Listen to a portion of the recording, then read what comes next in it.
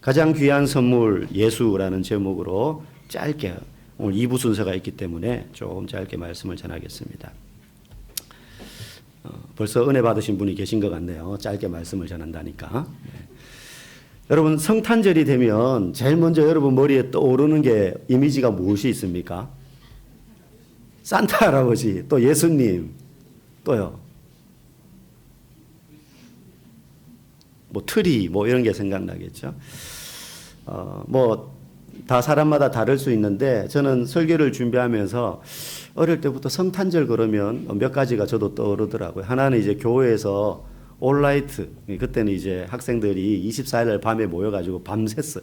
교회에서 밤을 새면서 놀았어요. 그래서 막 전부 다 막 졸린 눈으로 성탄절 예배를, 그래서 학생들 뒤에 앉아가지고 전부 꾸벅꾸벅 졸고, 그러면서 잊어버렸던 추억이 하나 생각나는 거예요. 옛날에는 이제 제가 중등부였을 때인데, 저희는 이렇게 강대상이 좀 심플하지 않습니까? 옛날 강대상 커요. 그래서 안에 서랍 이렇게 이렇게 미닫이 문이 있어가지고 그 안에 방석 같은 걸 막 이렇게 보관하곤 했었거든요. 꽤 넓어요. 뭐 이렇게 웅크리면 뭐 중학생 한 서너 명이 들어갈 수 있을 정도로. 24일 날 막 우리끼리 게임도 하고 뭐 선물 교환 마니또도 하고 막 놀고 나서 너무 잠이 오는 거예요. 근데 밖에서는 애들이 떠드니까 시끄럽잖아요. 그래서 저랑 제 친구랑 둘이 이 안에 들어갔어요. 문을 열고. 안에 방석도 깔려있고 하니까 따뜻하고 좋거든요. 폭신한 게. 그 상태로 그 다음날 성탄절 예배 드릴 때까지 이 안에서 참 깨서 나오니까 교회에 아무도 없는 거예요. 성탄절 예배 끝나고 집에 다 간 거예요. 컴컴. 벌써 성탄절을 저는 이제 그렇게 한번 보냈던 기억이 납니다. 친구랑 둘이서 이 안에서 숙면을 취했던 그런 기억이 납니다. 또 하나 이제 저는 성탄절 그러면 떠오르는 게 이 반짝반짝거리는 밤이 떠오릅니다. 아마 1년 중에 가장 밝은 밤, 1년 중에 가장 반짝이는 밤이 성탄절 또 이브날 저녁 밤이 아닐까 생각합니다. 뭐 교회도 이렇게 전구로 장식하고 또 상가들도 보면은 막 전구로 장식하고 또 광장 같은 데 보면 큰 트리에 전구를 달아놓고 또 별을 장식하고, 그래서 반짝이는 빛이 저는 성탄절 하면 제일 먼저 떠오르는 이미지 중에 하나입니다. 여러분, 세상 사람들은 트리에 전구를 달고 상가에 전구를 달아서 반짝거리게 만드는 게 장식의 의미일지 모르지만, 오늘은 크리스마스입니다, 저희 가게에 오셔서 물건 많이 사주세요, 그런 상술일지 모르지만, 사실 그리스도인에게 있어서 성탄절의 빛이란 예수님께서 이 땅에 빛으로 오셔서 온 세상에 있는 죄로 인한 흑암, 어두움의 그 그늘을 물리치기 위해서 오셨음을 상징하는 의미의 빛이라는 것을 우리는 알아야 됩니다. 그죠? 오늘 본문 2절에도 그래서 그런 구절이 나오지 않습니까? 흑암에 행하던 백성이 큰 빛을 보고, 이 말씀을 마태 신약 성경에 가면 마태복음을 쓴 마태도 인용을 합니다. 4장 16절 말씀인데요. 우리 같이 한번 읽어보겠습니다. 흑암에 앉은 백성이 큰 빛을 보았고 사망의 땅과 그늘에 앉은 자들에게 빛이 빛이었도다 하였느니라. 흑암에 앉은 백성이 큰 빛을 보았고 사망의 땅과 그늘에 앉은 사람들에게 빛이 빛이었다. 흑암은 뭡니까? 깜깜하다는 거잖아요. 어둡다는 거잖아요. 이 세상이 흑암으로 가득했다는 거예요. 그 말은 상징적인 거죠. 고통과 고난이 가득했다. 악이 관영했다. 죄악이 넘쳤다. 여러분, 우리 세상을 한번 보십시오. 아름다운 면도 있습니다. 사람들이 행하는 선행도 있습니다. 그런데 폭력과 불의와 불평등과 분쟁과 가난과 굶주림과, 우리가 올 한 해 러시아 우크라이나 전쟁 많이 뉴스로 접했잖아요. 그러니까 전쟁이 그거 하나만 있는 줄 알아요. 그렇지 않습니다. 뉴스에 나오지 않는 종족 간의 분쟁, 학살, 부족 간의 갈등, 뉴스에는 다루어지지 않을 만큼이지만 수백 명의 사람들이 몰살당하는 그런 분쟁과 전쟁이요, 1년에 50군데 이상 계속 발생해요. 그게 관심을 끌지 못할 뿐이에요. 보도를 하지 않아서. 이 세상이 악과 고난과 죽음이 가득하다는 거예요. 그게 흑암이라는 단어로 지금 표현되는 겁니다. 세상도 나름대로 이 흑암의 어둠을 걷어내기 위한 방법들을 많이 제시하죠. 그래서 인간이 양심과 도덕을 지키고 그 기준 위에 좀 더 나은 사회를 만들기 위해서 법과 제도를 정비하고 그리고 그 법을 지키면서 약한 자를 돕고 그러면서 세상을 점점 발전시켜 나가자. 뭐 이런 마음을 가진 많은 사람들이 있습니다. 또 그 방향으로 인류는 나가야지 공멸하지 않고 공존한다. 뭐 이런 이제 주장을 합니다. 그런데 현실은 어떠냐? 그 법과 제도를 만들어서 유지시키고 발전시켜야 될 사람들의 양심과 도덕의 기준이 해가 갈수록 무너지고 있어요. 그래서 깜짝깜짝 놀랄 만한 흉악한 범죄들이 자주자주 우리 가운데 귀로 들려지지 않습니까? 과학이 발전하면 인간에게 이로운 편리한 도구들만 많이 만들어질 것 같지만 동시에 인간을 보다 효과적으로 한꺼번에 죽일 수 있는 무기를 만드는데 그 과학기술이 사용되기도 한다는 거예요. 이번에 러시아 우크라이나 전쟁에도요. 이거는 너무 잔혹한 무기이기 때문에 쓰면 안 돼라고 국제사회가 약속한 금지된 사용 금지된 무기들도 막 썼어요. 뭐 집속탄이라든지 뭐 이렇게 터지면은 그냥 그 일대에 산소를 확 빨아들여 가지고 사람들이 일순간에 질식사해버리게 만드는 탄이라든지 그런 거를 막 썼다 그래요. 과학기술의 발전이 사람을 편리하게만 만드는 게 아니라 효과적으로 사람을 죽이게 만드는 무기를 개발하는데도 쓰여지는 게 이 세상의 흑암의 현실이라는 거예요. 왜 그러냐? 아무리 기술이 발달하고 제도를 발전시킨다고 하더라도 그 기술과 제도를 활용하는 인간의 양심이 어두워졌기 때문에 도덕적인 기준이 점점 낮아지기 때문에 우리 안에 흑암이 끼쳤다면 세상만 흑암이 아니라 인간의 내면에 흑암이 가득하다는 것입니다. 그 출발이 뭐냐? 죄로 말미암아서 온 흑암이라는 거죠.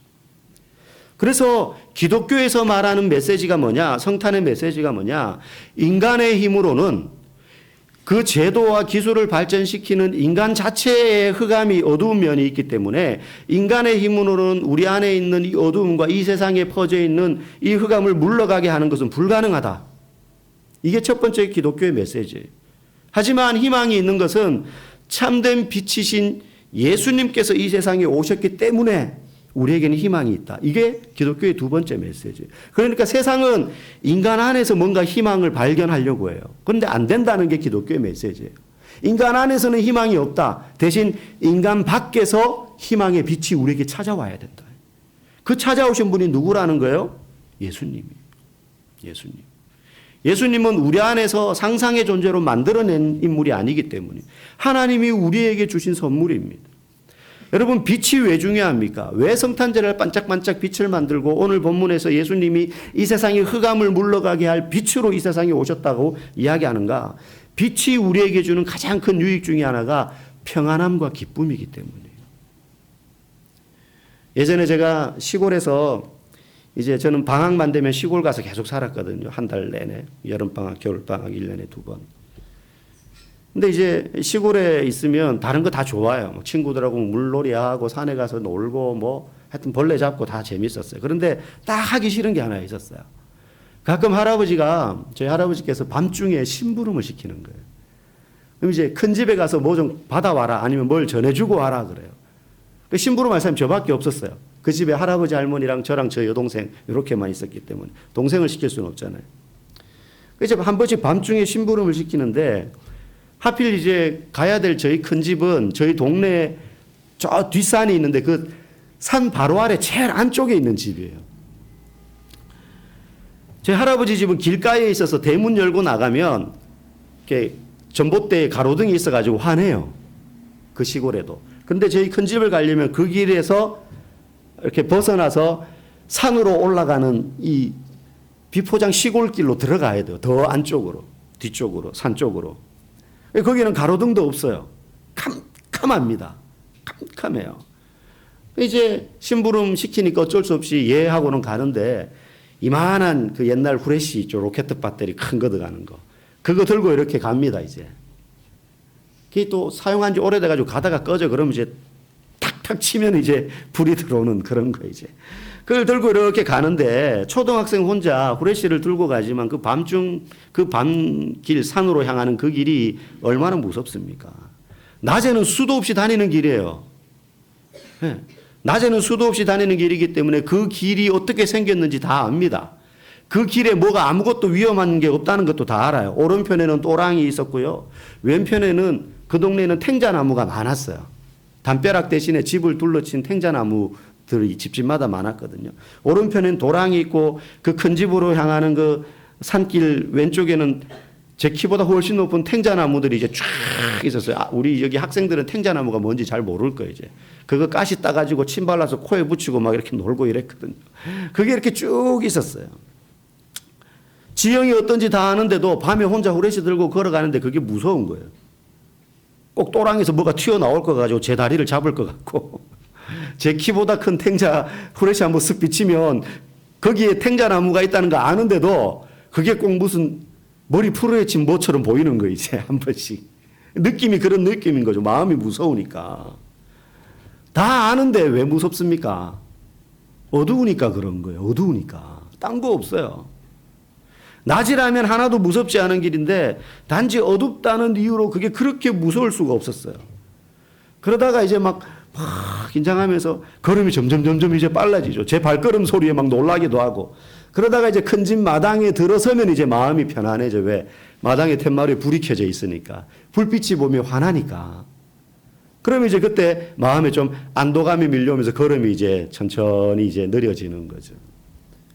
그리고 이제 심부름하고 돌아오면 또 똑같이 이렇게 쫄아가지고 그러면서 이제 돌아오곤 했었습니다. 시골의 밤길을 걸어갈 때도요, 후레쉬를 들고 있지만 그 후레쉬만큼 내 앞길 비추는 후레쉬 빛 정도는 어림도 없어요. 마음의 흑암을 물리칠 수 없어요. 두려움을 물리칠 수 없어요. 그 주변은 물론 내 눈에 시야가 닿는 모든 것을 환하게 밝힐 수 있을 정도의 빛이 있어야 비로소 두려움과 흑암과 어두움이 사라지게 되고 내 안에 기쁨과 평안함이 생기게 되는 것입니다. 예수님이 이 땅에 오셔서 우리에게 준 가장 큰 유익 중에 하나는 예수님을 믿음으로 우리 마음 가운데 더 이상 미래에 대한 두려움과 죄로 인한 공포와 죽음에 대한 두려움이 없이 우리 안에 해칠 수 없고 훼손되지 않는 평안함과 기쁨이 넘치게 된 것이라는 사실을 여러분 믿으시기 바랍니다. 오늘 본문 6절에 보면요, 이런 표현이 나옵니다. 6절 한번 읽어보겠습니다. 이는 한 아기가 우리에게 낳고 한 아들을 우리에게 주신 바 되었는데. 예수님이 아기로 태어나셨어요. 아기로. 여러분, 이런 의문 품어보신 적 없습니까? 어차피 예수님이 인류의 죄를 없애고 사람들을 구원하기 위해서 오신 메시아, 구세주라면 굳이 우리처럼 엄마의 뱃속에서 잉태된 아기의 모습으로 오실 필요가 있나? 그냥 다 큰 성인의 모습으로 짠 하면서 이 세상에 나타나시면 되지 않나? 그리고 성경에도 보면 예수님이 어린 시절 특별히 뭐 대단한 일을 한 듯한 그런 기록도 나오지 않아요. 그러니 30살이 되어서 예수님이 사역할 때까지 예수님은 그냥 우리처럼 자라신 거예요. 굳이 왜 그러셨지? 왜 아기로 오셨지? 왜 아기로 오셨을까요? 저는 평안과 기쁨이라는 이미지와 가장 가까운 인간의 모습은 아기의 모습이라고 생각을 해요. 아기의 모습. 갓 태어난 아이들 모습 보면 얼굴에 없는 게 있어요. 근심과 걱정이 없습니다. 그 아이가 이번 중간고사는 어떻게 하지? 대학은 어디를 가야 되지? 결혼은 어떻게 하지? 뭐 먹고 살지? 그런 근심 얼굴에 있겠습니까? 한 번씩 저도 이제 아이들을 키웠지만 저희 집에 한 번씩 그런 생각이 든 적이 있어요. 누워가지고 이렇게 눈 말똥말똥하게 뜨고 있는 애 얼굴을 보고 있으면 얘는 지금 머릿속에 도대체 무슨 생각을 하고 있을까? 우리는 잠시라도 생각이 가만히 있지 않잖아요. 꼬리에 꼬리를 물고 걱정, 근심이 계속 일어나지 않을 일인데도 미리 앞당겨서 막 10년, 20년 뒤에 걱정까지 다 하지 않습니까? 근데 이 애기는 도대체 무슨 생각을 하고 있을까? 뭐 그런 생각을 해본 적이 있어요. 근데 아이는 근심, 걱정이 없어요. 그런 건 어른들한테나 있는 거예요. 근심, 걱정이 없어요. 아기의 얼굴에서 보일 수 있는 유일한 게 평안함이에요. 평안함이에요. 그래서 아이 키워보신 분들은 다 아실 겁니다. 애들하고 투닥투닥 거리다가도 잠든 얼굴을 보면 그렇게 예쁠 수가 없어요. 근심 걱정이 없어 보이니까. 그래서 계속 이대로만 있었으면 뭐 이런 마음이 들 때도 있지만 그래서 예수님이 아기의 모습으로 이 땅에 오신 것이 아닌가. 비록 낮고 천한 구유에서 태어나셨지만, 번듯한 그런 모습으로 나오신 게 아니지만, 구유에 태어난 아기라 할지라도 그 아기는 근심이 없어요. 평안함밖에 없는 겁니다. 엄마 품에 안긴 아기. 예수님 그렇게 오셨어요. 그런데 오늘 6절에 보니까 중요한 표현이 있죠. 한 아들을, 그 아기를 우리에게 주신 바 되었다. 우리가 만들어낸 게 아닙니다. 내가 구하지 않았는데 하나님이 우리에게 그 아기 예수님을 보내주셨다는 거예요. 그 말은 내가 노력해서 예수님을 만난 것도 아니고, 내가 뜻과 계획을 가지고 예수님을 얻은 게 아니에요. 하나님이 우리에게 예수님을 선물로 주셨다는 거예요. 예수님이 이 땅에 오신 것은 이 세상에 오신 선물이라는 거예요. 그저 그 예수님이 오신 이 날을 공휴일로 쉬면서 편안하게 보내라고 아기 예수님으로 이 땅에 보내신 게 아니라 온 세상 사람들에게 구원의 선물로 예수님을 우리에게 주신 것입니다. 여러분, 성탄절이 되면 선물을 주고받지 않습니까?